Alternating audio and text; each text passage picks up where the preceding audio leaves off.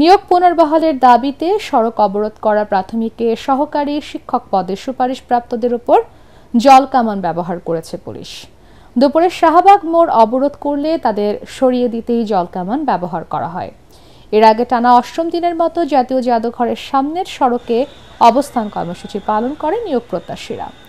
আজকের মধ্যে দাবি আদায় না হলে কঠোর আন্দোলনের হুঁশিয়ারি দিয়েছেন আন্দোলনরত সুপারিশপ্রাপ্ত শিক্ষকরা।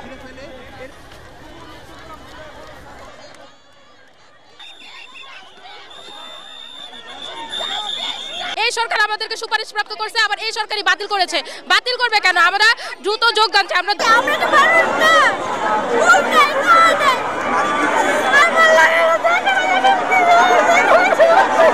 আমাদের যৌক্তিক দাবি মানতে হবে। আমরা ন্যায় বিচার পেলে আজকে ঘুরে ফিরে যাবো, আজকে ঘরে ফিরে যাবো। আমি